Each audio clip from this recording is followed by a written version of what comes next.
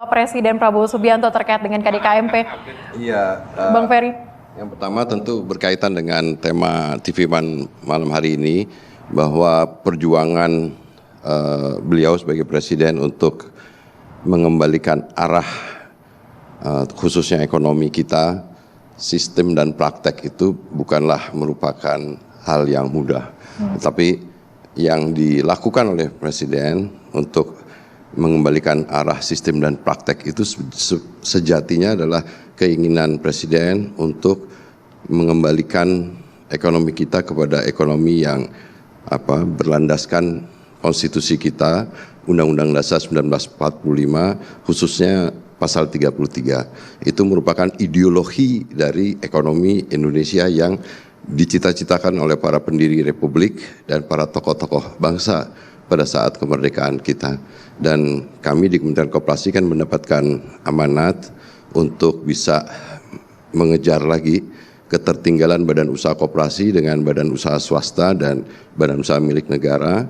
Dan oleh karena itu Presiden sebenarnya ingin menggunakan vehicle atau instrumen badan usaha koperasi ini supaya bisa sama-sama memberikan andil yang terbaik bersama dengan badan usaha swasta dan badan usaha milik negara. Pak Menteri, sejauh ini progres pembangunan seperti apa? Karena kami dengar di awal itu jumlahnya 80.000, saat ini ada pengurangan, penyesuaian. Ya, waktu dibentuk itu melalui instruksi Presiden nomor 9 tahun 2025 sudah terbentuk badan hukumnya, akte Badan Usaha Koperasi Desa Kelurahan Merah Putih itu sekarang sudah 83 ribuan bahkan. Jadi udah hampir seluruh desa dan kelurahan situ sudah memiliki badan usaha koperasi. Nah, kemudian dilanjutkan dengan Inpres nomor 17 tahun 2025 tentang pembangunan gudang fisik, gerai-gerai dan alat kelengkapannya yang sekarang sudah 100% terbangun, bangunan fisiknya 13 ribuan.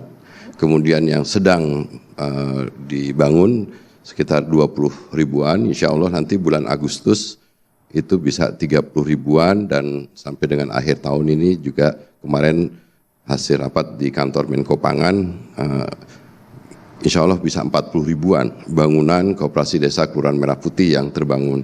Tetapi beberapa waktu yang lalu oleh Bapak Presiden kan di launching operasionalisasinya. Tadi juga salah satu yang kami sampaikan kepada Bapak Presiden adalah perlunya peraturan Presiden yang mengatur tentang tata kelola operasionalisasi dari koperasi desa Kelurahan Merah Putih.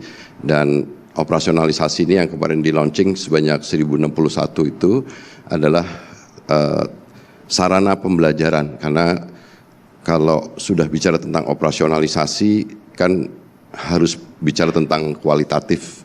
Layaknya sebuah usaha perlu dimatangkan model bisnisnya, perlu dimatangkan visibility study-nya agar koperasi desa Kelurahan Merah Putih ini betul-betul bisa berjalan sesuai dengan harapannya, bermanfaat untuk anggota dan untuk masyarakat. Jadi memang yang terpenting bagi kami untuk kepada pemirsa TV One, perjuangan mengembalikan arah sistem itu modal pokok yang sekarang sebenarnya sedang dilaksanakan oleh pemerintahan, dikomandoi oleh Bapak Presiden dan Wakil Presiden, dan di tahap implementasi tentu kami juga perlu mendapatkan kritik, saran, masukan untuk bisa makin terus menyempurnakan tahap implementasinya. Karena tahap implementasi kan sifatnya perlu detail, perlu teknis.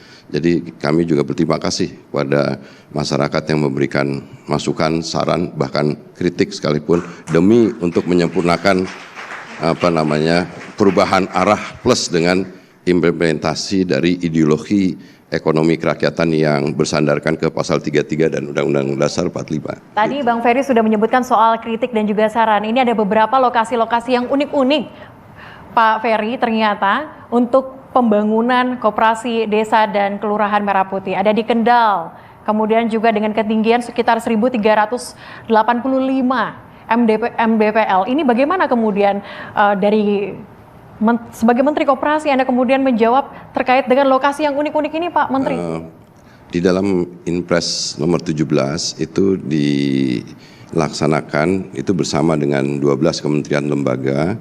Dalam hal ini Kementerian Koperasi memberikan pelaksanaan pekerjaan kepada PT Agrinas Pangan Nusantara dan dibantu oleh Tentara Nasional Indonesia demi semata-mata untuk agar efisiensi dan lain sebagainya.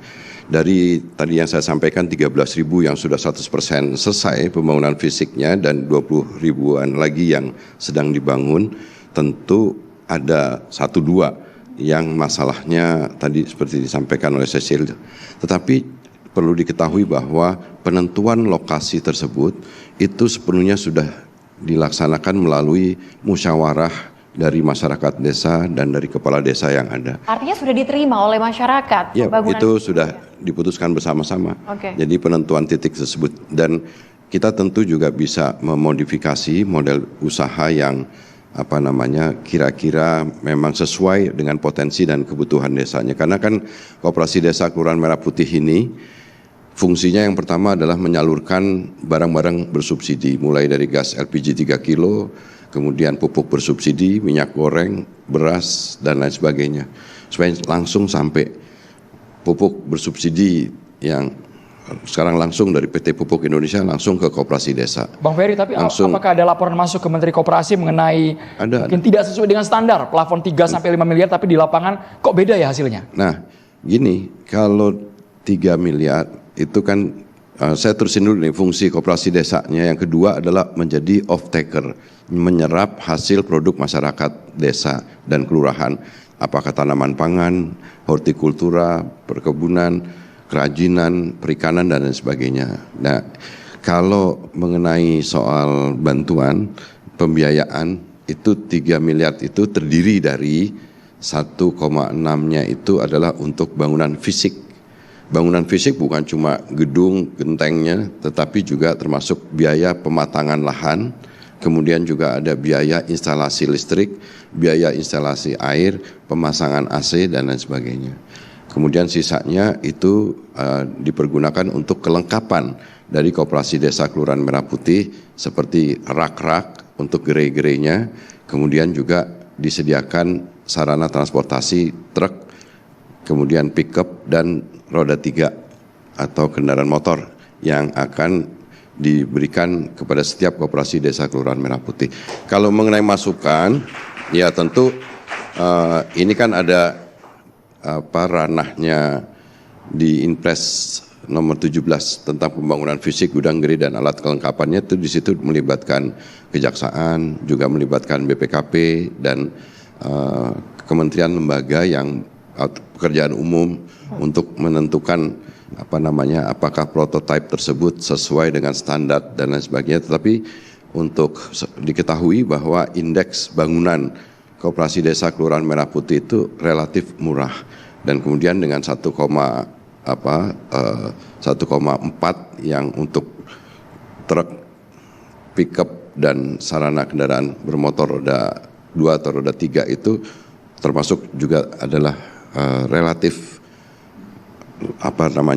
ada kesesuaian antara besaran dengan nilai kendaraan itu. Jadi antara kualitas sama kuantiti harus betul-betul seimbang. Ya, dan ini sekarang prosesnya sedang dilaksanakan verifikasi dan validasi. Kami sudah menerbitkan pedoman verifikasi validasi karena nanti pada setelah proses verifikasi validasi itu akan ada berita acara serah terima, karena sesungguhnya bangunan fisik, gudang, gerai dan alat kelengkapan beserta sarana yang dimiliki oleh Koperasi Desa Kelurahan Merah Putih adalah dikembalikan untuk desa. Jadi bukan untuk kami di Kementerian Koperasi atau pemerintah pusat, tapi itu dikembalikan menjadi miliknya desa.